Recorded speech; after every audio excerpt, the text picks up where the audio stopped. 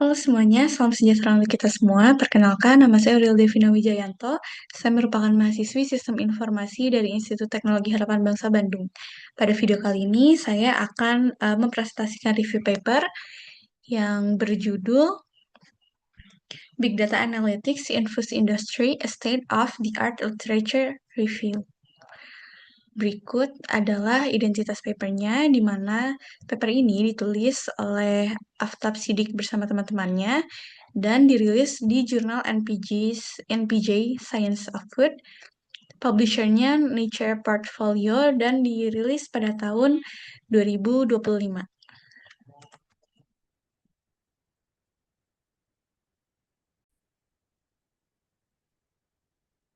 Nah, kita akan lanjut ke latar belakang. Seperti yang kita tahu, akses terhadap pangan yang aman, sehat, dan juga memadai merupakan hal yang mendasar bagi populasi dunia yang terus berkembang. Nah, sektor pangan menghadapi berbagai tantangan yang semakin meningkat dalam menjaga keamanan, kualitas, dan juga pasokan akibat meningkatnya kebutuhan populasi serta perubahan selera konsumen. Nah, menghadapi kesulitan ini memerlukan solusi inovatif, hemat biaya, dan juga berkelanjutan untuk meningkatkan efisiensi produk pangan, distribusi, serta sistem pemantauan keamanan pangan. Oleh karena itu, integrasi BDA atau Big Data Analytics telah menjadi alat yang penting karena BDA ini bisa menawarkan kemampuan transformasional di seluruh pangan, mulai dari optimalisasi rantai pasok hingga peningkatan kualitas dan juga keamanan pangan. Big Data Analytics sendiri mengacu pada penerapan alat pemrosesan data dan juga analisis canggih untuk memperoleh wawasan bermakna dari kumpulan data yang besar dan juga kompleks.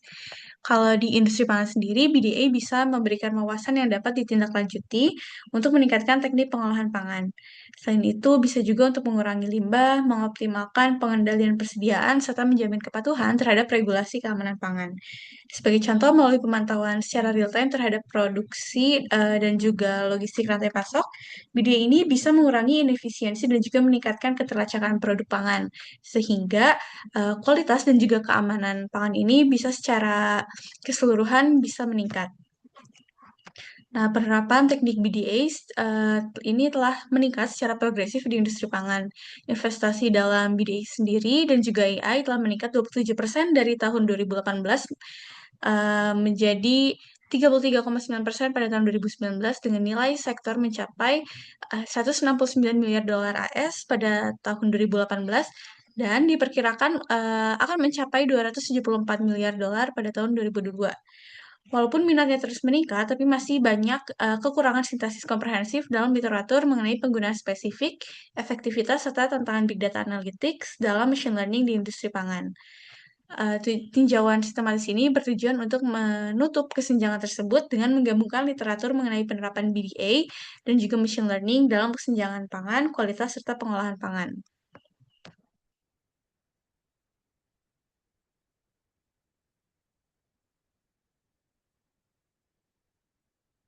Nah, selanjutnya terdapat research question atau RQ yang ingin dijawab oleh penelitian ini.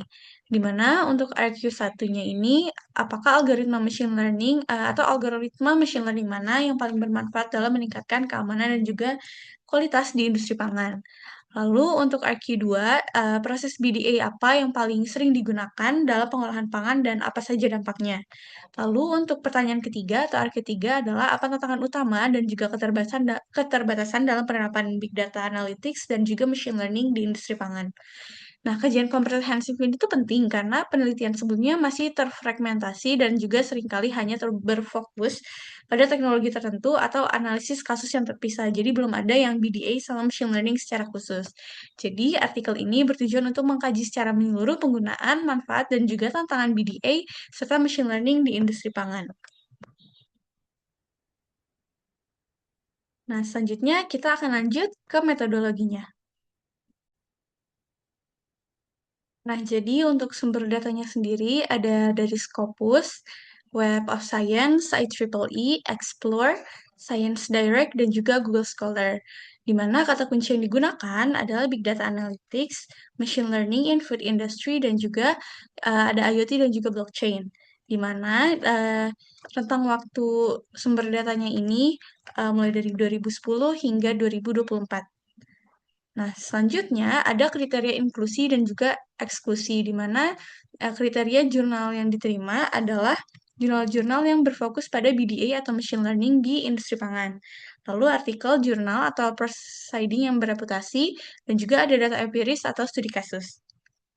Sedangkan untuk jurnal yang ditolak atau eksklusi jurnalnya adalah jurnal-jurnal yang tidak relevan dengan industri pangan, tidak ada data penelitian, lalu adanya duplikasi dan juga jurnal-jurnal yang tidak berbahasa Inggris atau non-English.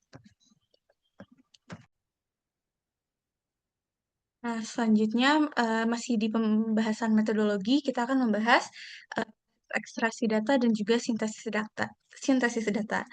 Jadi, proses ekstraksi data ini dilakukan dengan cara mengidentifikasi dan juga mencatat informasi penting dari setiap artikel yang sudah dipilih. Nah, data yang diekstraksi ini meliputi judul penelitian dan juga nama penulis, tahun publikasi, jenis studi seperti apakah jenis studi itu empiris, studi kasus, tinjauan, dan juga sebagainya. Lalu teknik BDA yang digunakan, misalnya neural networks, support factor, dan juga decision tree, dan atau jenis-jenis lainnya. Lalu diekstraksi juga data terkait penerapan dalam industri pangan, misalnya keamanan, kualitas, dan juga pengolahan, lalu temuan utama dari jurnal yang dipilih dan juga kesimpulannya, serta tantangan dan keterbatasan yang bisa diidentifikasi. Nah, data yang udah diperoleh ini kemudian disintesis dengan secara kualitatif untuk memberikan pemahaman menyeluruh mengenai lanskap terkini penerapan BDA di industri pangan. Di mana sintesis ini dilakukan dengan yang pertama mengelompokkan dulu studi berdasarkan area aplikasi. Apakah jurnal tersebut merupakan di area aplikasi keamanan, kualitas, atau pengolahan, lalu membandingkan efektivitas model machine learning yang digunakan di berbagai sektor pangan, mengidentifikasi tantangan dan keterbatasan yang berulang yang dihadapi para peneliti, lalu menyoroti tren serta kesenjangan dalam literatur yang ada.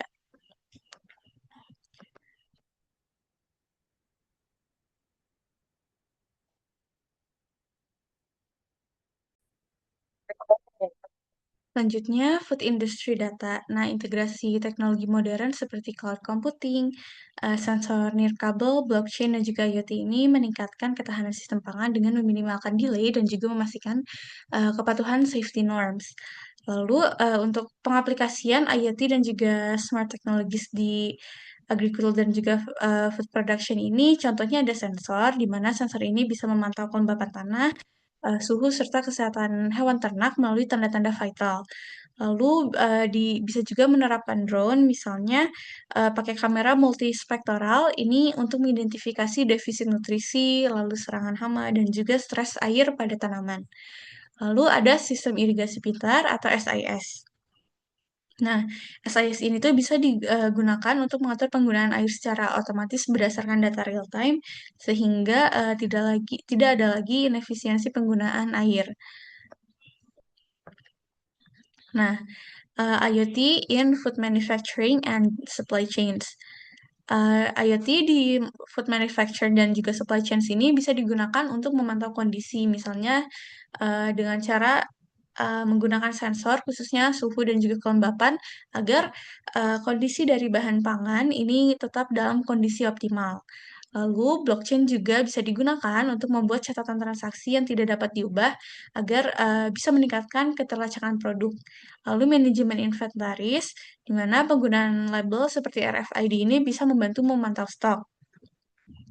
Digunakan juga interaktif media data agar bisa melihat sentimen dari para eh, netizen agar bisa mendapat data yang lebih maksimal dan juga relevan. Nah, misalnya dari media sosial sendiri ada Facebook dan juga Twitter. Ini bisa menghasilkan data dalam jumlah besar dari aktivitas transaksi, konsumsi, dan juga penilaian konsumen. Nah, data ini berpotensi untuk analisis manajemen rantai pasok dan juga keselamatan pangan secara real time. Nah, selanjutnya kita mulai membahas application of big data analytics in food safety, di mana penerapan BDA dalam keamanan panganan ini berfokus pada deteksi dini patogen dan juga pemantauan risiko kesehatan publik untuk mengurangi beban penyakit bawaan yang menyebabkan ratusan ribu kematian setiap tahunnya. Nah, jadi, penyakit menular yang ditularkan melalui makanan ini masih menjadi ancaman besar dan juga berkelanjutan bagi kesehatan masyarakat. Di mana penyakit bawaan pangan ini telah menyebabkan sekitar 128.000 rawat inap dan juga 3.000 kematian setiap tahunnya di Amerika Serikat. Menurut WHO sendiri, patogen bawaan pangan menyebabkan 600 juta orang sakit dan juga menyebabkan 420.000 kematian setiap tahun di seluruh dunia.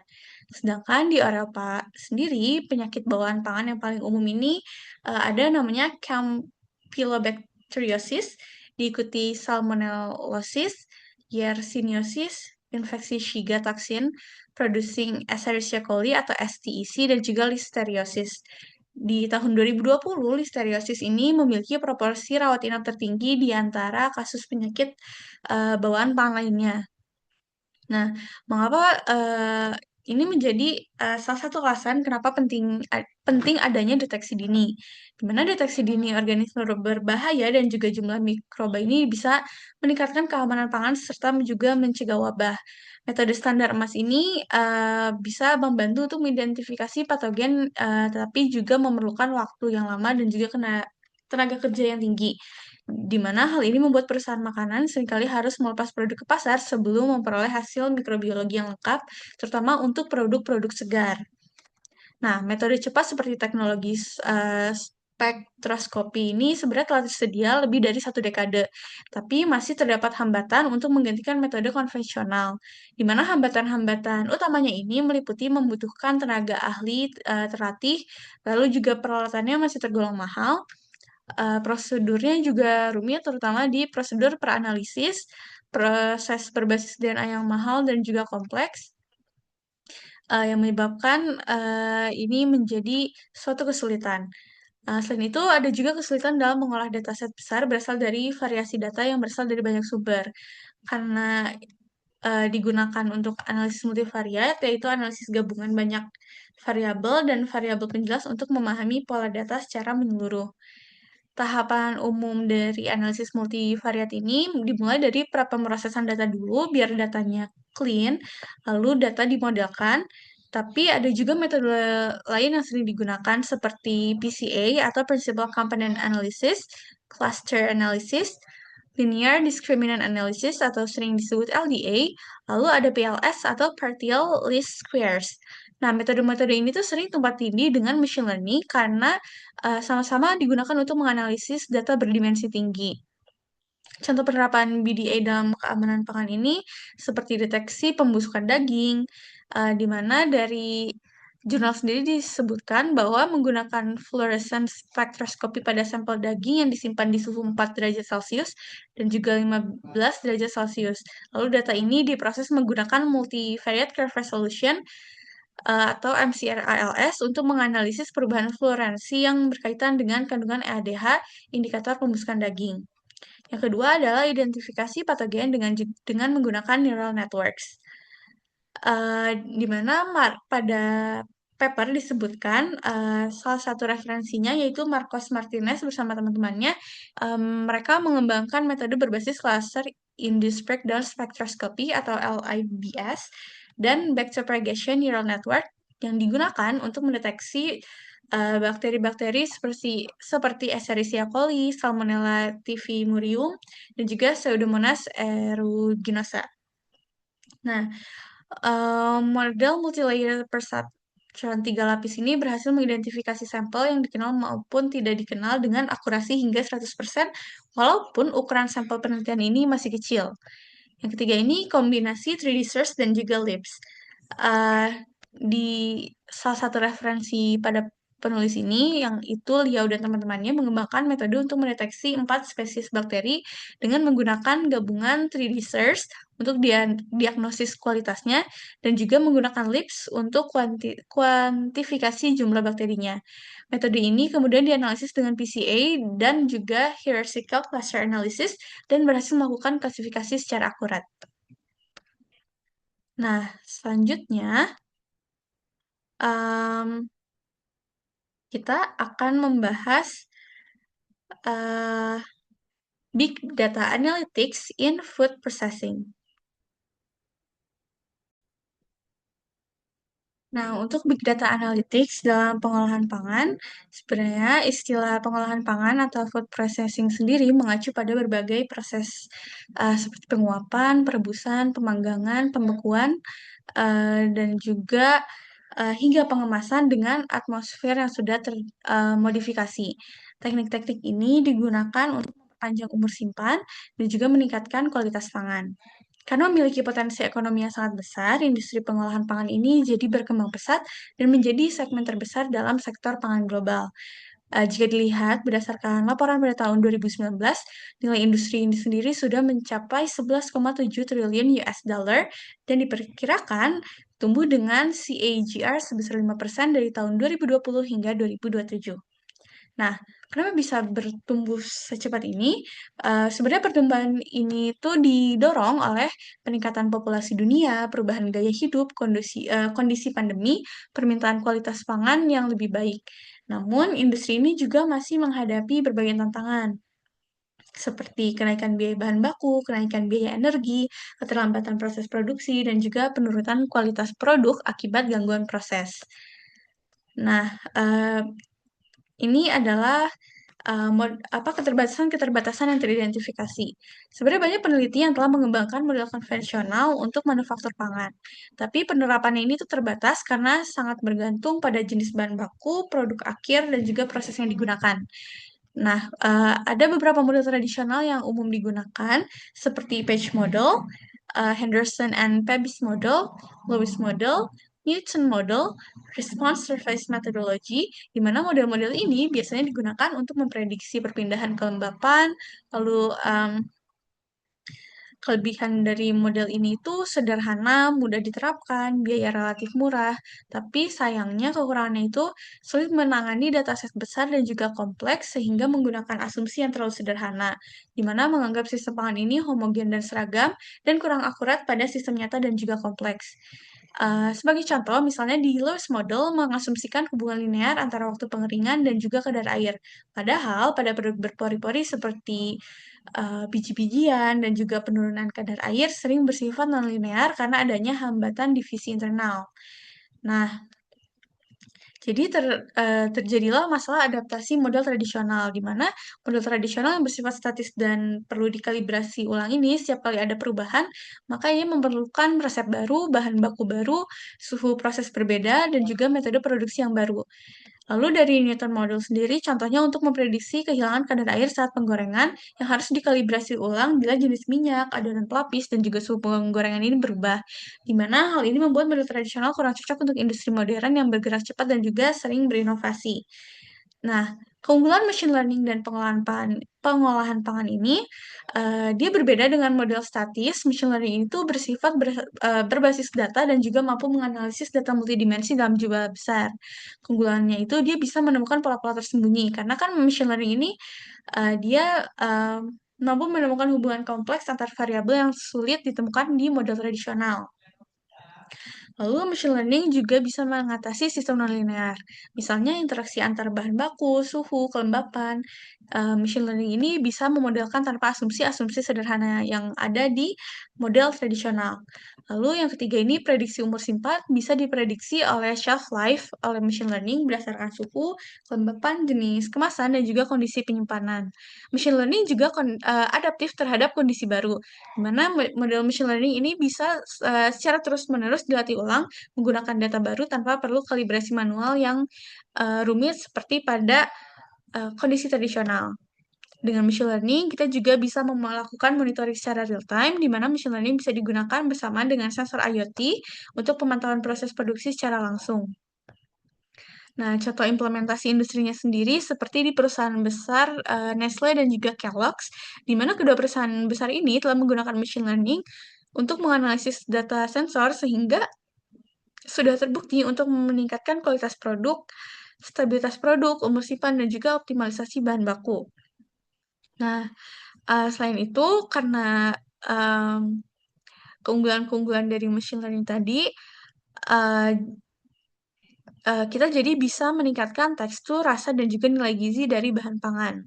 Nah, selanjutnya ada contoh lain dari IBM Watson, di mana digunakan untuk menciptakan produk pangan baru dengan menganalisis jutaan resep dan juga mencari kombinasi bahan inovatif berdasarkan profil rasa dan juga tujuan diet yang berbeda-beda. Nah, tapi walaupun begitu banyak manfaat dari machine learning, dia juga memiliki dampak lingkungan, di mana walaupun machine learning ini bisa mengurangi limbah pangan dan juga konsumsi energi, tapi kan pelatihan model AI di machine learning itu bisa menghasilkan jejak karbon yang tinggi, apalagi kalau misalkan skalanya besar. Karena itu, jika perusahaan ingin menerapkan model machine learning, maka dia juga harus menyeimbangkan antara efisiensi produksi, keuntungan bisnis, dan juga dampak lingkungan, serta hal-hal lainnya yang bisa berdampak besar di lingkungan. Nah, tantangan penerapan machine learning dalam industri pangan sendiri, terdapat beberapa isu seperti privasi data, terus algoritma yang mungkin bias, pergeseran tenaga kerja, konsumsi energi komputasi yang tadi sudah dijelaskan, lalu kebutuhan data yang berkualitas tinggi di mana ini cukup sulit untuk ditemukan dan juga infrastruktur digital yang mahal. Nah, itu adalah terkait Big Data Analytics in Food Processing. Selanjutnya, kita lanjut ke BDA di uh, different processing steps atau tahapan processing yang berbeda-beda. Nah, kalau di pengeringan dan juga pemanggangan, ini dengan BDA kita bisa menggunakan ANN atau Artificial Neural Network untuk simulasi laju penguapan dan juga penyebaran kelembapan, di mana hal ini terbukti berhasil memprediksi perubahan tekstur warna dari biskuit kalau di study case-nya dan juga konduktivitas thermal roti dengan tingkat kesalahan yang cukup rendah, yaitu MRS 10%. Nah, untuk proses ekstrusi dan fermentasi, sekali lagi ANN ini lebih unggul jika dibandingkan dengan metode statistik tradisional RSM dan juga random forest atau RF. Di mana untuk tingkat fermentasi sendiri telah diidentifikasi menggunakan RF ini sebagai algoritma terbaik, tapi dengan menggunakan ANN ini jauh lebih akurat. Lalu dengan pengalengan dan penggorengan, model ANN ini secara akurat memprediksi suhu operasi, durasi, dan juga degradasi kualitas selama proses pengalengan. Nah, dari Big Data Analytics in different processing steps ini bisa disimpulkan bahwa machine learning bisa meningkatkan akurasi prediksi, efisiensi produksi, dan juga kualitas produk dibandingkan dengan model tradisional. Tapi keterbatasannya ini tuh masih banyak studi yang bergantung pada ANN, lalu membutuhkan dataset yang besar, komputasinya tinggi, dan modelnya juga sulit dijelaskan. Nah, selanjutnya kita membahas Big Data Analytics in Food Quality and Authenticity. Jadi, berbagai pendekatan BDA saat ini telah digunakan di hampir seluruh aspek industri pangan, termasuk keamanan, proses, produksi, dan juga kualitas produk, serta autentisitas pangan atau keaslian pangan. Nah, model berbasis machine learning ini telah diterapkan untuk inspeksi berbagai jenis makanan, mulai dari produk segar hingga makanan yang disimpan. Kualitas pangan ini merupakan faktor penting karena mempengaruhi nilai jual produk akhir dimulai dari bahan baku hingga produk sampai ke konsumen di toko retail. Sebelum adanya perkembangan teknologi modern, proses penilaian kualitas pangan pada sektor seperti hasil pertanian segar, susu, perikanan, dan juga unggas masih dilakukan secara manual. Metode ini membutuhkan banyak tenaga kerja dan juga rentan terhadap kesalahan atau human error. Nah, jadi seringkali seringkali terjadi adanya cacat kualitas yang tidak terdeteksi. Nah, untuk penilaian kualitas pangan sendiri, sebenarnya evaluasi kualitas pangan pada dasarnya dilakukan dengan cara grading atau penggolongan mutu produk berdasarkan karakteristik eksternal seperti warna, tekstur, bentuk atau morfologi, dan juga penampilan secara keseluruhan. Tapi seiring dengan meningkatnya tuntutan industri pangan modern, dibutuhkan sistem deteksi kualitas yang cepat, otomatis, dan juga non-invasif yang bisa digunakan secara inline maupun online selama proses produksi. Teknologi yang digunakan ini untuk memenuhi kebutuhan tersebut, para peneliti ini mengembangkan berbagai teknologi seperti kamera digital atau computer vision, sensor cerdas, near infrared atau NIR, HSI, gelombang radiofrekuensi, dan juga Fourier Transform Infrared. Nah, teknologi-teknologi ini bisa digunakan untuk mengevaluasi kualitas berbagai jenis makanan dalam berbagai matriks pangan.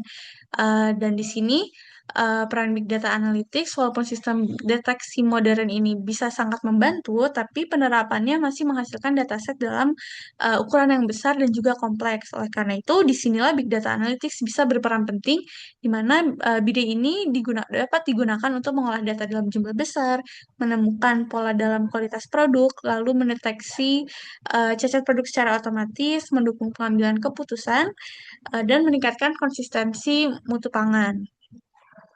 Banyak penelitian yang menggunakan kombinasi atribut fisik, kimia, dan juga model machine learning untuk melakukan grading produk pangan secara lebih akurat.